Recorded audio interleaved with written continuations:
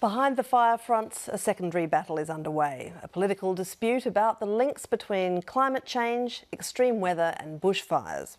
Deputy Greens Leader Adam Bandt started it with a tweet claiming that the Abbott government's climate policies would lead to more bushfires in future. Accusations flew that he was politicising the natural disaster.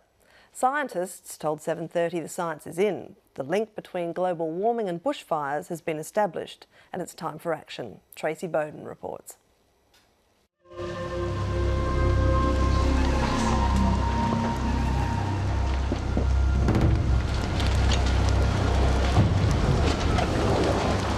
Firestorms in October, scorchingly hot, dry, windy days and warnings of more to come. Is this climate change in action? Knock that down and we get these ones. Carbon pollution is a heat-trapping greenhouse gas that is like putting the weather on steroids. It drives the greater extremes. It's not just warmer weather, it's wilder weather.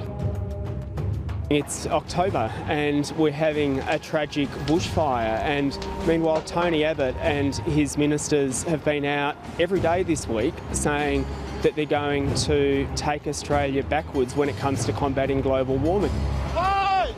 All right! As the inferno raged, Deputy Greens Leader Adam Bandt sparked a political firestorm. He took to social media, pointing to an article in which he said Tony Abbott's plan means more bushfires for Australia. Given that Parliament's about to resume shortly and global warming is on the agenda for debate, we should be talking about how we as politicians can do everything we can to protect the Australian way of life. Federal Environment Minister Greg Hunt has been reluctant to discuss any link between climate change and the current bushfires.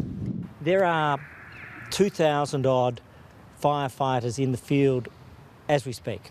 There have been over 200 homes lost and of course a terrible tragedy on the Central Coast. No one should be politicising these bushfires, and I would say that respectfully to the gentleman in question. Well, I actually don't think it should be political, that we have to get on with the job of cutting out pollution that's driving climate extremes. The recent report by the Intergovernmental Panel on Climate Change warned of exactly the kind of conditions which struck last week. More extreme heat in Australia and more bushfires. We have had fires historically this early before, but I think the difference this time is that we've just gone through a winter that is unprecedentedly warm. Climate scientist Andy Pittman says the science is becoming clearer. It's not about the day or the day before the bushfires, it's about the 3 or 4 months of winter that were enormously warm, in part due to global warming, leading to an environment particularly conducive to fire. Does that mean this is a sign of things to come? If we continue to emit 9 or 9.5 billion tonnes of CO2 as a species into the atmosphere each year, it is inevitable that temperature extremes will continue to rise and mean temperatures will continue to rise. We should be asking our Parliament and all parliamentarians to have strong laws in place to cut pollution.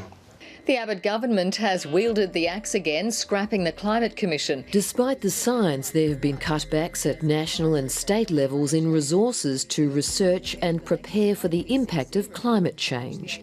We're worried about cuts to state bureaucracies in New South Wales, but also in Queensland and Victoria. By the way, we are seeing less investment in the science that's helping us understand the potential impacts of climate change and what we've got to do to reduce the risk to people and the environment. So that's the wrong way. We should be investing more. Well, I think there's a real problem at state and national levels of both political persuasions. We've been walking backwards into this century of climate change.